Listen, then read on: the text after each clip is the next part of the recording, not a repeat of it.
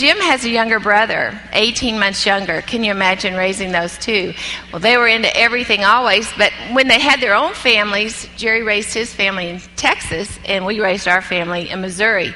Now, we'd go to visit them, and the guys would say, "You girls take some girl time. We know how valuable this is. So we can take care of these 6 children." That was a little scary, but we do it. We took them up on it every time. One time we were down in Texas, and they said, "Why don't you take your girl time?" I said, "All right, we can do that." We're walking out the door. Rayanna, my sister-in-law, said, "Whatever you do, don't let the girls get in the bathtub."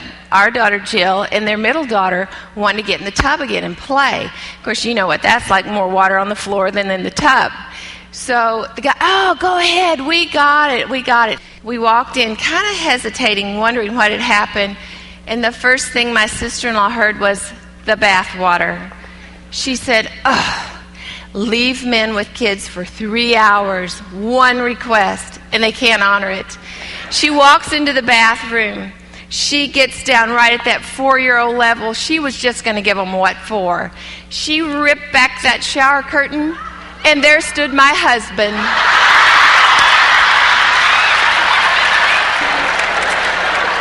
Well, that was the day that we learned that men can take care of children. Without a doubt, my favorite movie of all time is The Sound of Music. And when I think about Suzette Brawner, I think about Maria. Was that her name?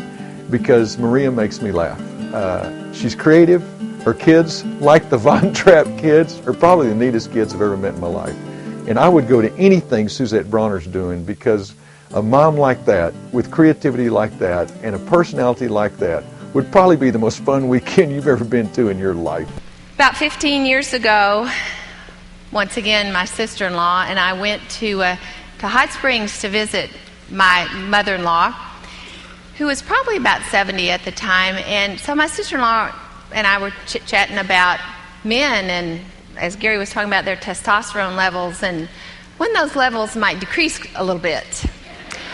And so we thought, you know what? Let's ask Bonnie, these boys' mother, when this is going to happen. So we cornered her in a bedroom, and we said, "Bonnie, we have a question for you." She said, "What?" We said, "We want to know when these Brawner boys are going to slow down just a little bit." She folded her arms and looked at us. She said, "About 50. However, Brawner women never slow down."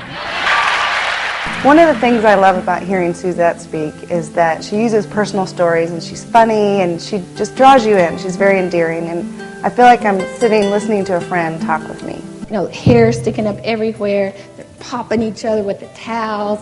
The baby's crying. I have that wonderful badge of a mother that's apple juice and graham cracker and snot just all on you.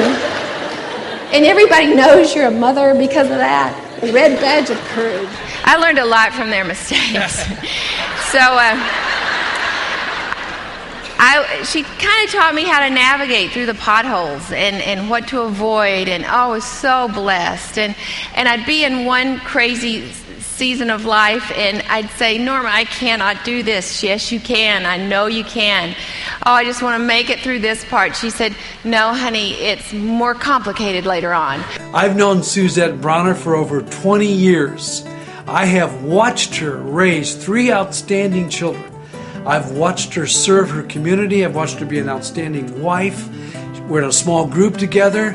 I want you to know you're going to be pleased to invite her to your organization.